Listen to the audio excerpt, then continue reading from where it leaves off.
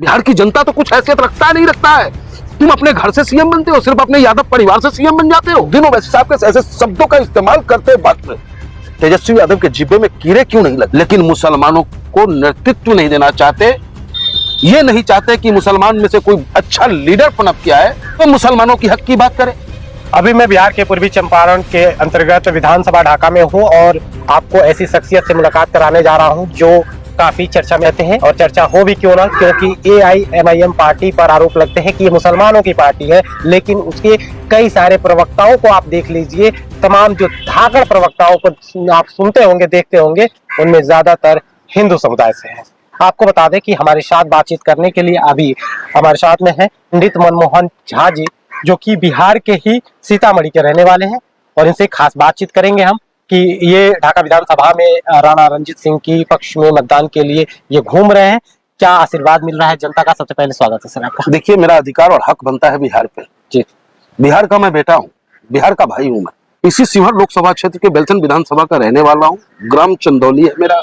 और हम जैसा नौजवान बिहार से पलायन करने को बाध्य हुआ था उस जंगल राज में 96 में। तो अब हम ये नहीं चाहते कि हमारे बिहार के नौजवानों का पलायन हो। ये मुद्दा भी हम जनता के बीच रख रहे हैं।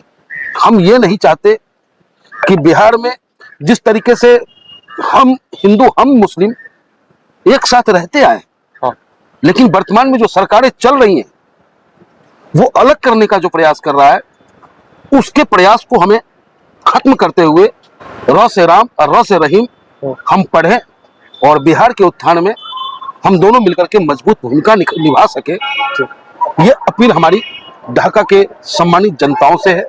हमारी अपील है सम्मानित जनताओं से ढाका से कि उस उम्मीदवार को हमारी पार्टी ने आपके बीच दिया है। धन बल तो है उनके पास, लेकिन ज्ञान बल भी है। एक बल नहीं है, वो है अहंकार का। अच्छा। एक बल उनके पास नहीं है, दादागिरी का। तो ढाका की जनता इस बार निश्चित रूप से इन मुद्दाओं पे ध्यान देंगे और अपने बेटा अपने सेवक को चुनने का कार्य करेंगे। MIM पार्टी है, इस पर आरोप लगते हैं कि मुसलमानों की पार्टी है, मुसलमानों की सिर्फ बात करती है। इसमें कितनी सच्चाई है, और एक विधानसभा ढाका से राजपूत को टिकट देना, क्या कहेंगे। देखिए, ये अफवाह है, ये अफवाह है, मिथक है। चाहे पंडित मनमोहन गामा हो, राणा रणजीत सिंह जी हो, विशिष्ट सिंह जी हो, मनोज जी हो, हमारे उत्तर प्रदेश के प्रदेश अध्यक्ष ST/SC के TP सिंह जी हैं, बहुत सारे ऐसे कद्दावर लीडर हमारे पास हैं। तो क्या हम सब मुसलमान बन गए? नहीं। हमारा नेता कहते हैं कि पंडित जी, अच्छा इंसान वही हो सकता है जो धर्म में जन्म लिया हो, उस धर्म का एहतराम करे। तो आप अपने पूजा पद्धति को अपनाएं, जिस देवता को आप मानते हो उसको याद करें। और मैं जिसे मानता हूं, मैं 5 वक्त का नमाज पढ़ता हूं। तो ये तो खूबसूरती हमारे हिंदुस्तान की है, होनी भी चाहिए।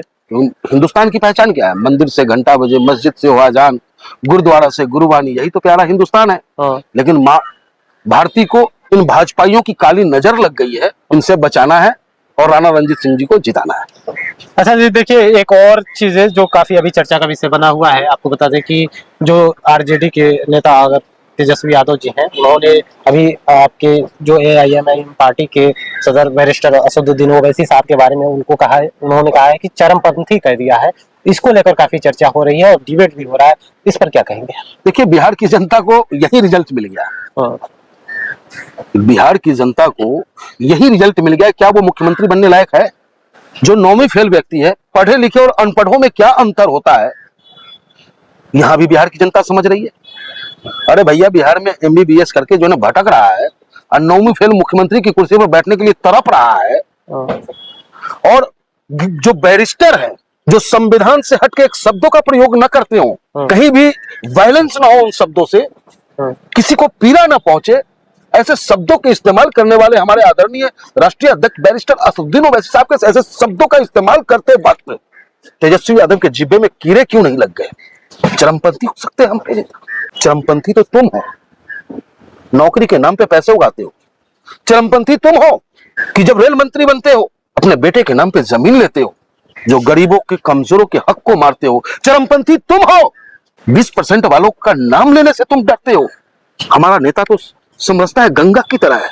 हमारा नेता गंगा की तरह हिंदुस्तान की राजनीति में किसी भी पार्टी के राष्ट्रीय अध्यक्ष का चेहरा सामने रखें और देखें कि बेदाग कौन है, तो बेदाग हमारा नेता है।